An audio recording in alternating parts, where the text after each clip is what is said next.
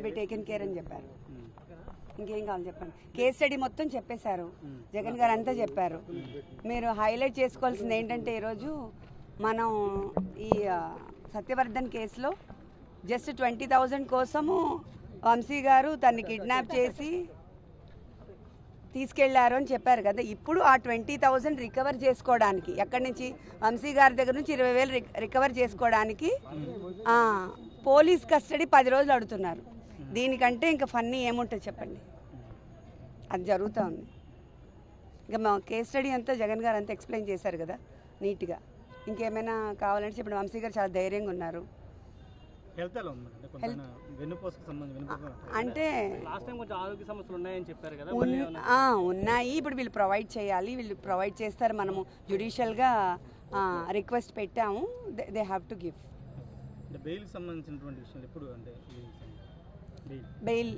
బెయిల్కి మనం రిక్వెస్ట్ పెట్టాము.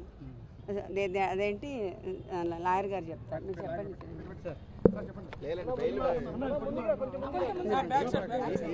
ఈ రోజు యాక్చువల్గా ఎమ్యూనిటీస్ కోసం బెయిల్ పిటిషన్ కోసం ఉంది, నోటీస్ ఇవ్వాలి.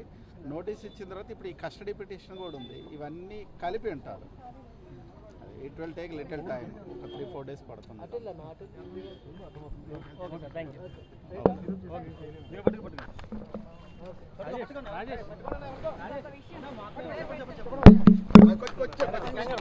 విషయం ఏంటంటే ఇప్పుడు సోషల్ మీడియాలో ఎలాంటి పోస్టులు పెట్టకూడదు, పర్టికులర్గా లేడీస్ గురించి అబ్యూస్ చేయకూడదు అని ప్రెసెంట్ గవర్నమెంట్ చాలా స్ట్రిక్ట్గా ఉన్నప్పుడు మరి నా మీద కూడా నేను ఫస్ట్ టైం వంశీ గారిని అరెస్ట్ చేశారని బయటికి రావాల్సి వచ్చింది. నేను that's the same thing I'm sharing with all the media.